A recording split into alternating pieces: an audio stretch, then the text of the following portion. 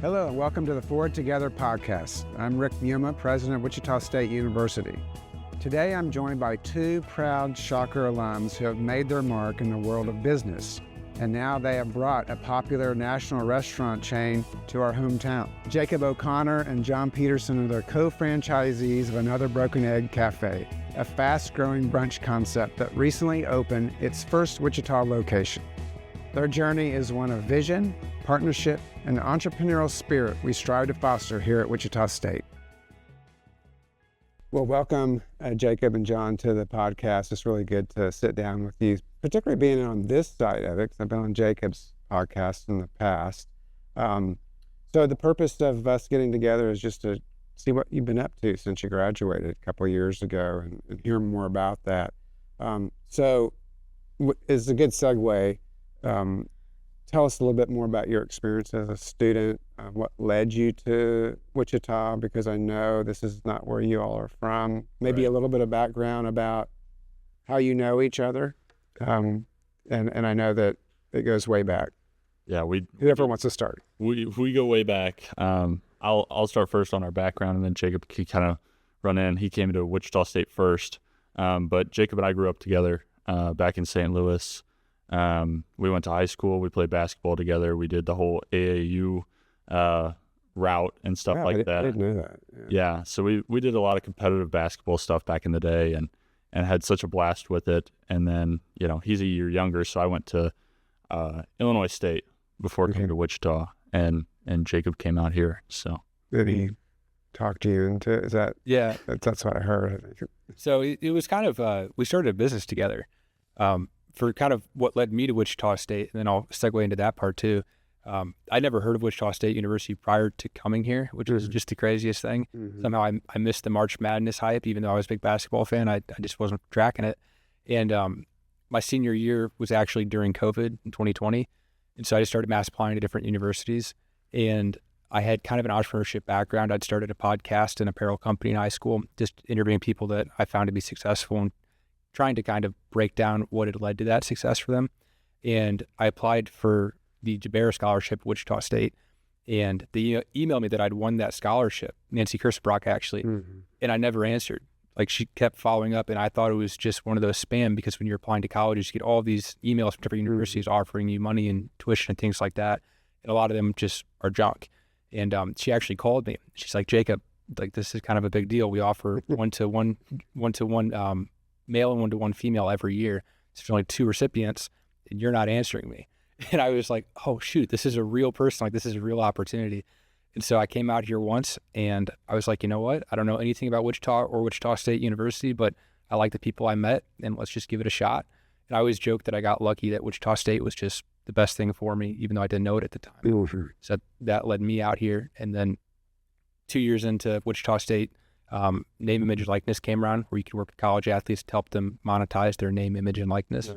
And so John and I, still being friends, still interested in business, would just hop on the phone and talk about a company that we could start. What could we do in that space, since we were former athletes in high school and since we were both interested in business? So we actually started that business, and I don't want to speak for you, but I think that's what led to you making the transfer out here. Yeah. We started working on the business, and it came to the point where it was like, if we wanted to continue this thing and see it grow, one of us would have to make a move. And so I've figured Wichita was a great place to start. I loved Illinois State, nothing bad to say about it at all, but I really think Wichita was the place for me. Yeah. Well, we're glad you all made it here. As I'm listening to you, what happened in your life, or can you point to anything in your life when you were younger, before you, Jacob, you're saying that you're doing podcasts when you're in high school. Yeah. And you started a business. What was it about you two that led you to that kind of a thinking? Because it's not typical that high school students, form a business and do podcasts, and that's probably becoming more typical as student behavior changes. But what is it that you can point to? Was it a teacher? Was it some experiences, your family, parents? I don't have entrepreneurship in my family besides farming. I guess John's got that too. Same way, yeah.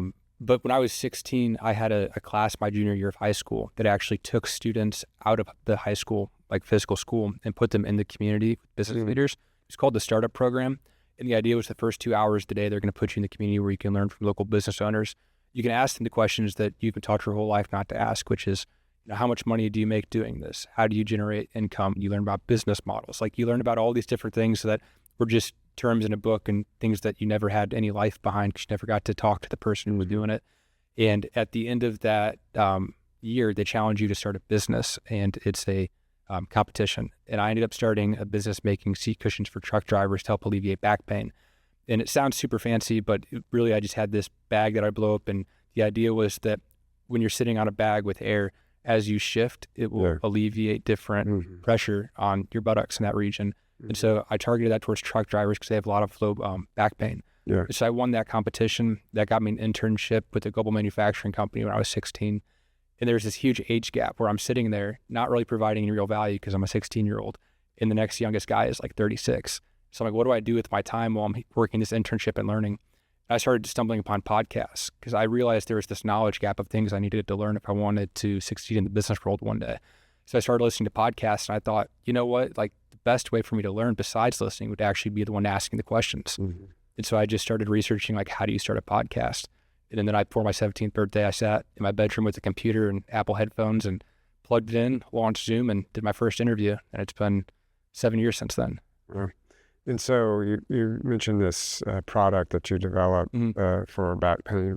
How did you come about that? Did you know someone, or you had? I know farmers actually have to drive trucks and stuff like that. Yeah, I mean, the application of it, it actually started with myself because I was sitting in the room and I needed to have a project. I didn't have one, and I don't like to procrastinate. I don't like to be behind. So I'm sitting there just like, what am I going to do? And I was actually sitting on a medicine ball at my desk, and I was like, why do I sit on this medicine ball? It's like, well, I played a lot of basketball, and I spent a lot of time in the defensive stance, which is a kind of a low position that curves your back. So I myself, as a high schooler, was having a little bit of low back pain. So I started sitting on the medicine ball trying to alleviate that. So I started asking myself, well, why does this seem to work for me? And then I tried to kind of target that towards, well, who's sitting the most and who is most affected by this? Truck drivers. Truck drivers. Yeah. That's great. So John, what about you? I mean, what so some similar things? I would say some similar things for sure. Not as cool of a story at all.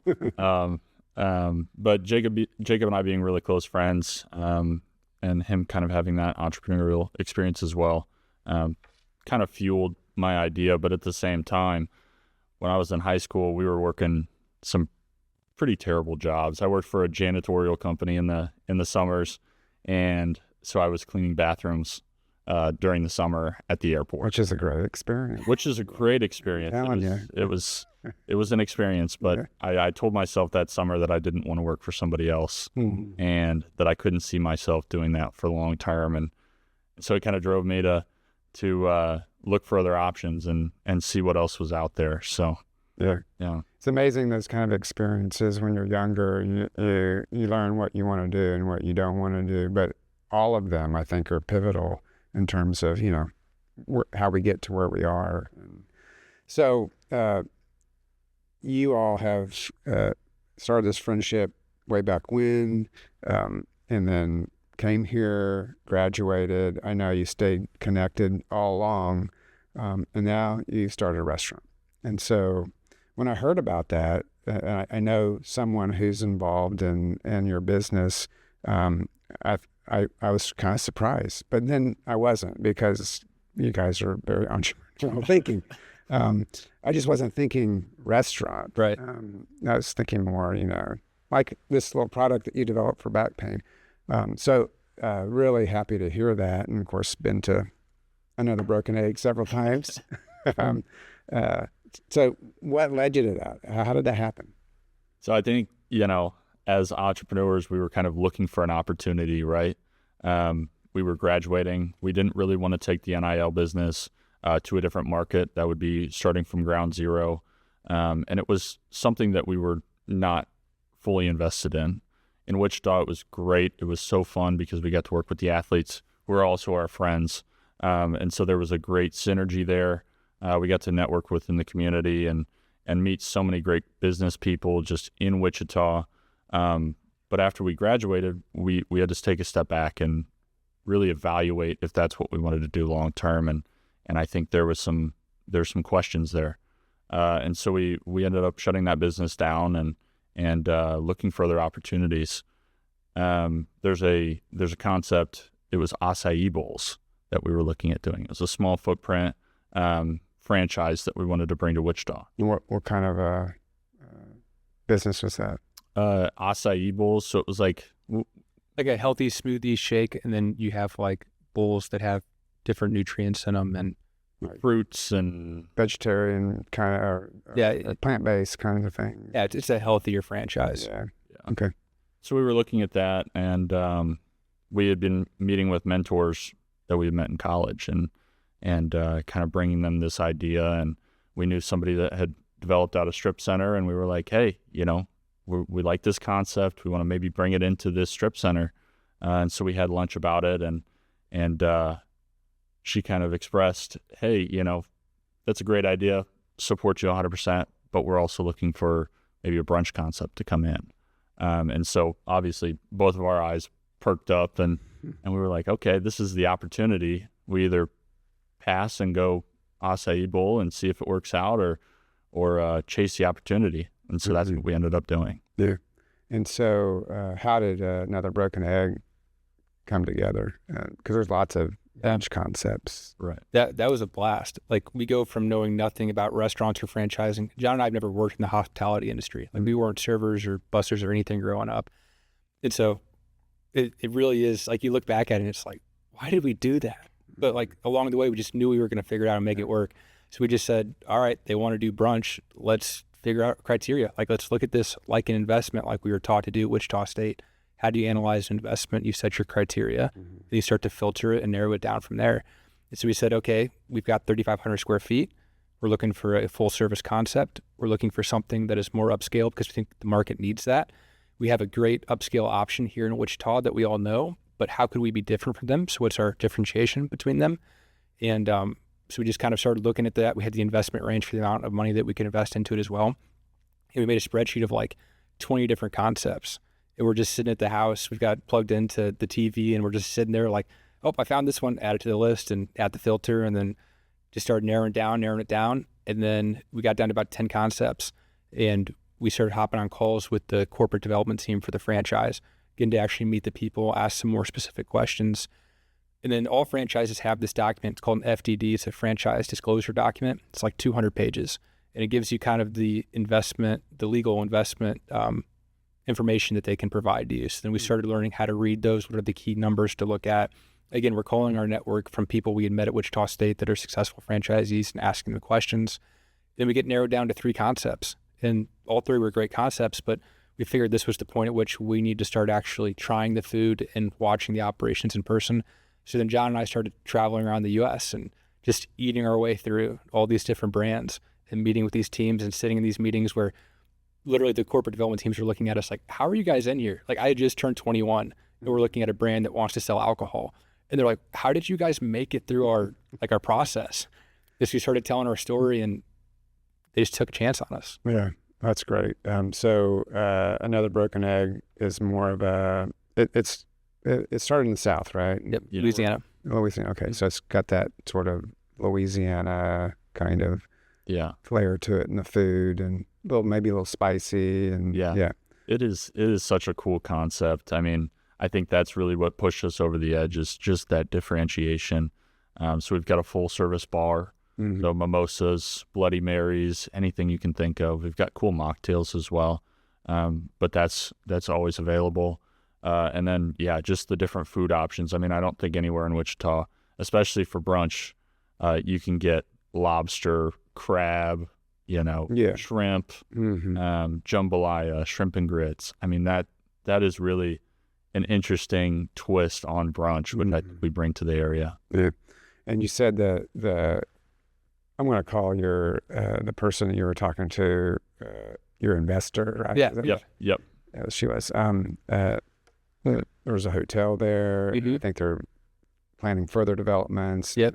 There's been pickleball that's moved in there, so they wanted people to be able to have those options when they were finished or having breakfast or whatever. So, and then for us, it's really convenient because it's just, a mile away. Yeah. North of the campus for early morning meetings. And so that's what I do a lot. So, well, good. And by the way, listeners or whoever's watching, it's really good food. You should try it. And it is different than what you see in other kinds of restaurants here locally. And nothing against any of the other ones, but we all want options, right? We want to be able to do different things and see different things. All right. So you've been credited, or you have credited your time at Wichita State as a major influence on your journey. You talked a little bit about that already. Can you tell us a little bit more about your experience? Both of you were Barton School business majors.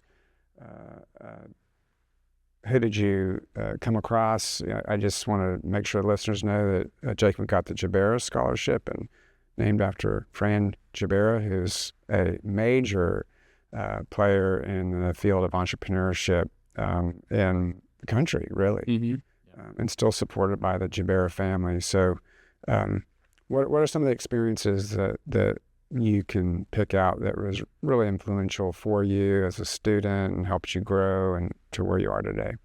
I feel like one of the most important takeaways from my time at Wichita State is that the university is willing to offer you as many opportunities and resources as you're willing to take. And so that's really what we found is like John and I generated this momentum behind like we're the guys that people started putting in meetings because we showed the curiosity and the follow-up and the willingness to do whatever work may be there. So for myself, that started with, I met Rob Gerlach through the Department of Tech Transfer and Commercialization. And he's a big podcast junkie. So with myself having a podcast, he listened to all 150 episodes in like 2 weeks. So him and I instantly hit it off. And I realized that he was licensing technology from the university with these different startups to the community. He knew I was interested in business and that I loved learning about that and needed more actual expertise operating in businesses. And so he created and crafted this role and curated it for me where I would kind of go in as the entrepreneur in residence for these companies that he was, these startups that had licensed the technology from the university. So I worked with like 2 or 3 different startups for Rob in kind of like a business development capacity and really getting to make my own decisions, learn the sales process, learn marketing, kind of dive in as deeply as I wanted. And then through that, we started getting more involved with Larissa Jenin, Dean Jenin, through the Barton School of Business. And then I'll let you kind of talk about the big advisory meeting for us, but we got really plugged into a lot of the network through the Wichita State University. Yeah. So I think when it was either junior or senior year, I can't remember, spring of 22, we were able to present at the Fab 50 Dean's Advisory Board. Yeah. And we presented player card to the board. It was just such a good experience to get up in front of 50 successful people and kind of tell our story, show them what we were working on, and really showcase, the business and the impacts that it's having. And so we ended up doing that and meeting so many people. We stayed for the networking session and stuff like that. And then after the meeting, got business cards, things like that. But we started going down the list and trying to get individual meetings with every single person on that list. And I think that was the most impactful thing that we did. Yeah. Because we had something and we brought it to them and said, hey, we presented at the advisory board. We want to just meet you in person and like this. Yeah. And I heard about that through Dean Jenin and how impactful that was for that advisory group. And these are, for the listeners, these are high-powered people, and not just in Wichita, but in the broader community and the nation too. So to be able to be in front of those individuals, I'm sure that's helped. Yeah. That you've been in this role. It was huge. One of the funny stories from that I'll share was one of the people at that meeting was the namesake of Barton School Business, Craig Barton. Was there. Obviously, his father was super successful and involved in Fran. But Craig had sent us a cold email after that. He was, I think, the only one to reach out to us first. And John and I kind of pinched each other. And it's I think the summer at the point that Craig reaches out to us. We're back in St. Louis, and he emails us, and he was like, I'd like to talk to you about your business. I enjoyed your presentation, something along the lines of that. And John and I were looking at each other like, are you kidding me? And he'd sent this date of like, I'm available this day, this time. And we're in St. Louis, and that's 7 hours from Wichita State. And we're like, I don't know when we're going to get this opportunity again. Like, he's the type of person you don't want to reschedule for, was the opinion we come to. So John and I devised this plan where it was like he wanted to meet 2 days later. So John and I devised this plan where we wake up at 3 a.m., drive to Wichita for our 11 a.m. meeting with Craig for 1 hour, and then get back in the car and drive back to St. Louis. So he spent 14, 15 hours in the car for a 1 hour meeting. But that relationship was so fruitful, and he eventually introduced us to Tom Devlin, and then just a whole slew of other people came from that. And it's been one of the best things that we've done. Yeah. And that's what we want students to do and learn, this connections that are so impactful. You can say something, John. Yeah, just after that point, I was going to add, because I think it means so much to me. I came in as a business admin major, and I started taking real estate classes with Dr. Stan Longhofer. Oh, yeah. And he was one of the reasons why I picked up a second major in real estate finance, and his classes were just so impactful. And I know Jacob took some of his classes as well, and just that program was so good for us in the beginning to just get into that community, and it was really awesome. And Dr. Longhofer is a real estate expert, runs a Center for Real Estate at Wichita State. He's actually going to be retiring soon, but and I'm sure that experience has helped with this business too, because you probably had to learn a lot about leases. And I know that you had the location already, but I'm sure that was helpful. We still meet with Dr. Longhofer quarterly. We were with him last week. Like, he still has just been so much help. And that's really a testament to Wichita. Like, that's what we found through most of these people is if you ask for help, they're willing to give it. I think that's so cool. Yeah. Definitely, and just my experience here as well, a community this size, you have more access to individuals than a much bigger city, multi-million population city. Like St. Louis, I don't know, you might have connections there, or Houston. It's just easier to have access to people in a community this size. And I do think that's why there's been a lot of businesses that have started up here, and they get this specialized support from people here that really does make a difference. So this kind of leads me to another question. I've been here for 29 years in Wichita, so I've seen the community change a lot. I've seen this university change dramatically. And what year did you all start? I came here 2020. 2020. So that was kind of right when the Innovation Campus was really kicking up. And so you've been able to see the change too on campus. But all this momentum, we're building a Wichita Biomedical Campus downtown in partnership with KU and WSU Tech.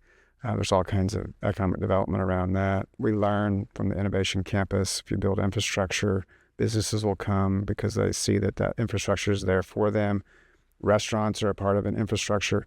What excites you most about being a part of this growth in Wichita, and where do you see yourselves going next? And maybe you don't want to say exactly because, it's a secret or whatever, but who wants to start? I can start. We have always said this publicly, but Wichita is a hidden gem. I mean, there is so much here that people don't realize. There's so much business. There's so much, entrepreneurship, entertainment. People don't realize what Wichita is because nobody's passing through. But I think that's starting to become more known. And I love this question because there is momentum happening. There's momentum in the entertainment space, the education space, the biomedical campus, in the entrepreneurship space. I know there's big moves there. We just love to see it. We want to be a part of it. We want to help growth however we can. I don't know where that leads us. We want to be in the hospitality space moving forward. But we're really, really excited for what the next 5, 10, 15 years of Wichita looks like. Yeah. So, well, just follow up on that comment you make. You want to be in the hospitality space. I know that's not where you thought you'd be, which is awesome. I think that's any kind of situation, I think, actually makes more for an enriching career when you move into something that just did not expect. I think there's more momentum about that. So what do you all think about working? And I want you to answer this question too, but I know that the hospitality industry, that's hard business. Yeah. Get up early. You're pretty much open every day, of the year. Your brand's a little bit different because you close around 2 or 3 in the afternoon, so you get that little reprieve there. But what's that like for you? What do you? I've kind of thought about that with you guys. They're probably getting up about 4 or 5 o'clock in the morning. Yeah, it's different for sure. I think that's kind of expected. It's kind of what we expected going in to just work long hours. I mean, you hear all the time people are like, the restaurant industry is very tough, and it is. There's The margin's pretty narrow, isn't it, in terms of margin for error is just so small. But we love it. It's an area that we didn't see ourselves in, but getting up every day, having something different to do, more problems than we know what to do with ourselves, unfortunately. But we're able to problem solve on the spot. It's a lot of fun. We have such a good time with it. And do you guys divide up that work in any way, or it's just equal kind of a partnership? I say we're starting to kind of be able to differentiate our roles a little bit. I mean, at the end of the day, it's like a gap coverage. If one thing needs to get done, either a person's hands are tied, then whoever's going to jump on it needs to jump on it. But I'd say we're starting to find a little bit of separation in our skill sets, which is great. And so, what is your main role in the restaurant? Are you?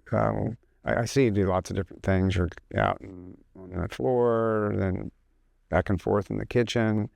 Are you cooking? Are you doing the books, or just trying to make sure that? I'm not a great cook. I can't lie to you. Yeah, that's how my 2025 New Year's resolution list is to become a better cook. So I am making progress, and the guys in our back of house can testify to that. But we really do whatever is necessary. Like when it comes to the weekends, that's our time to shine. That's when we're crazy busy. And I'll be in the dish pit. John will be in the window. We'll be wherever we need to be to get the job done. I will say the team has really evolved, and they're stepping up now, and we're able to focus less on being hourly employees of the business, which was necessary to work on the business, to work in the business. And now we're being able to work on the business and do more of those administrative tasks, the back office, the books, financial modeling. We do a lot of models, spreadsheets. And I'd say that's more of where John and I are suited for from our time at Wichita State, the skills that we developed and the way we think. We're really trying to play a long game. And I would say that the hope is that we're creating a platform for a hospitality group, because at scale is kind of where we want to play. We always like to shoot big. We've tried to kind of document this whole journey, which has been pretty cool too. But the goal is one day to be able to look back and for someone to be at Wichita State or to be in high school and to say, I want to do something. I don't know what it is.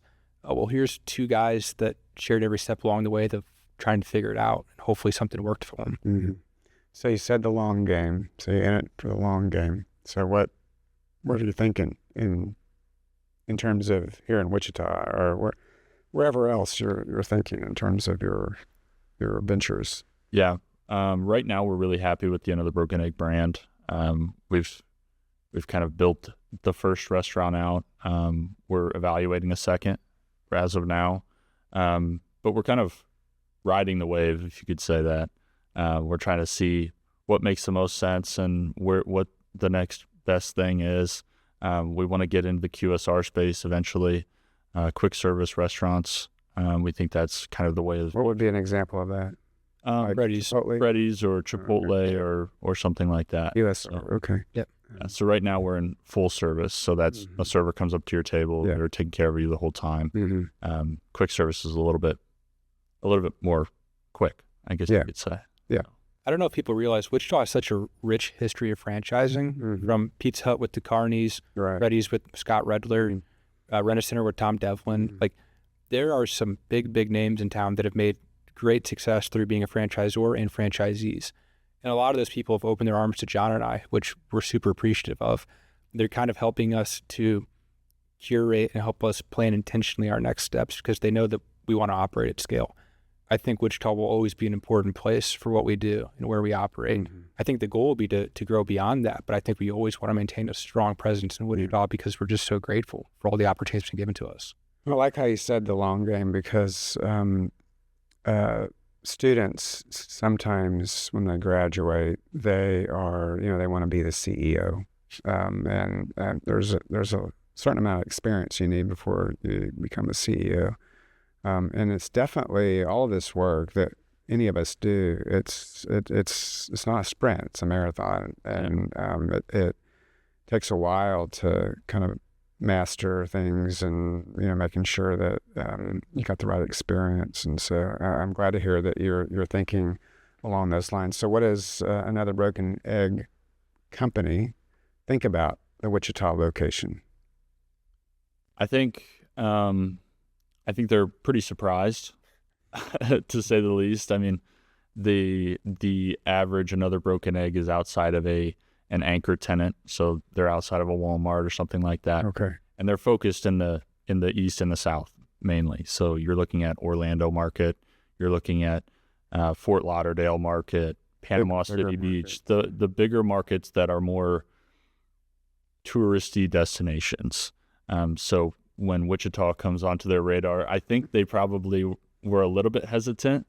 But I think they saw Jacob and I and saw the drive that we had and took the chance on us.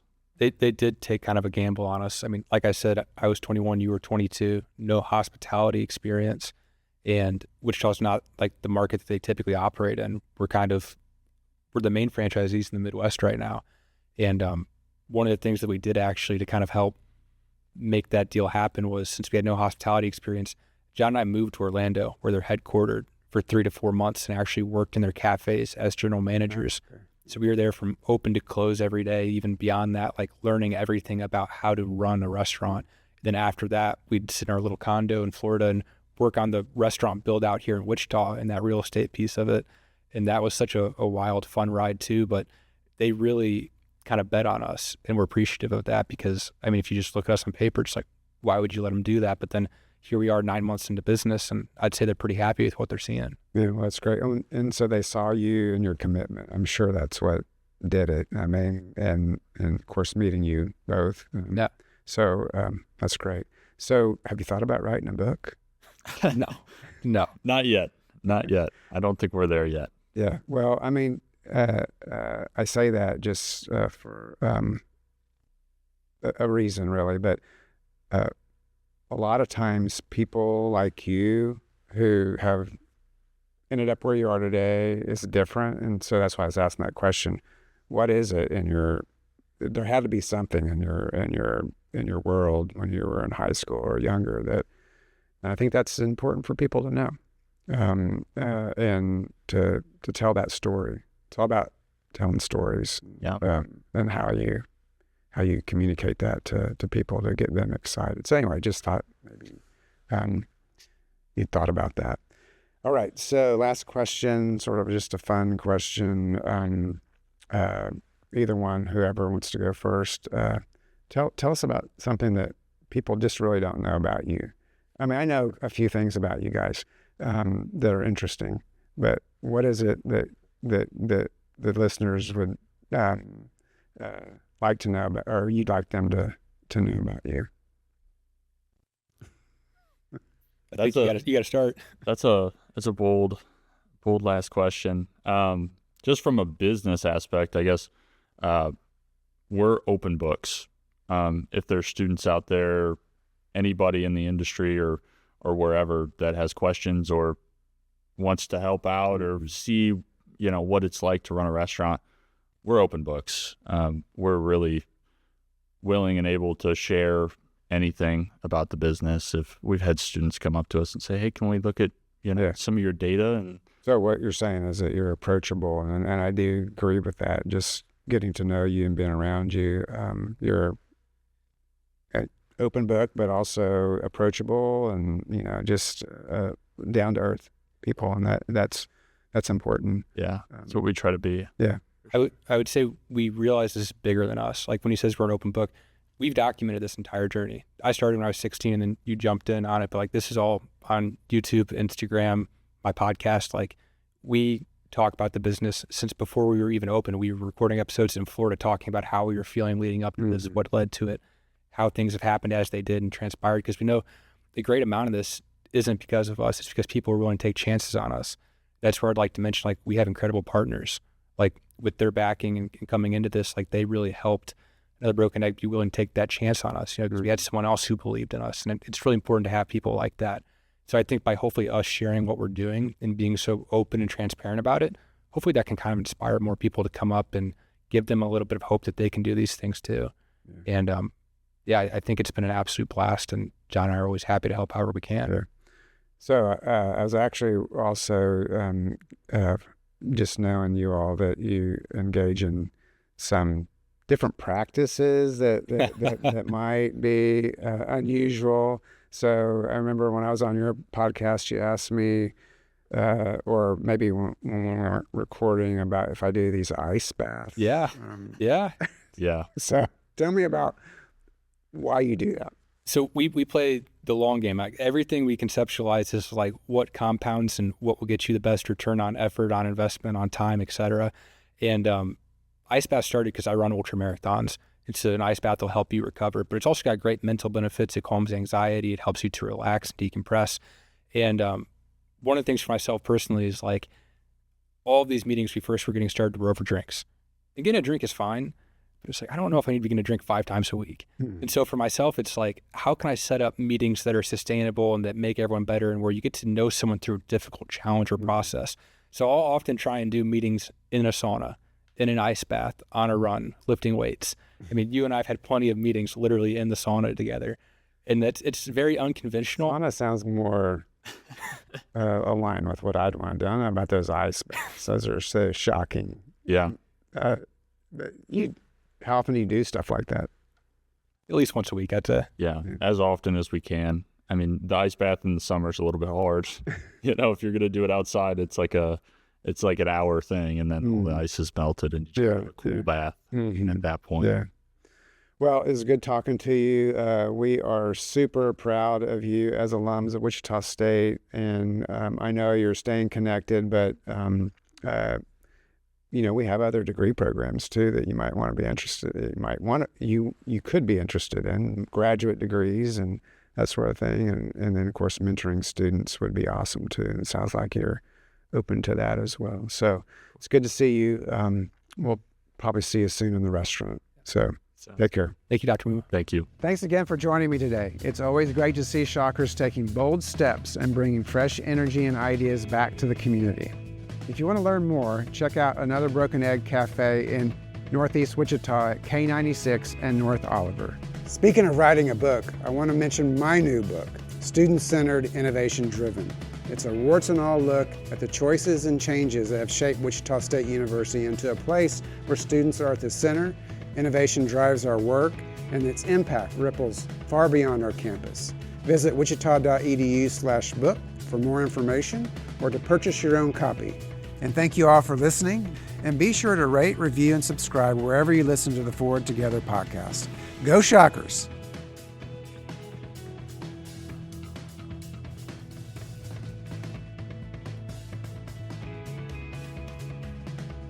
Sponsorship for the Forward Together podcast is provided by Scott Rice Office Works and the Shocker Store. Additional thanks to Nair Amp, WSU Carpentry Shop, and Go Create.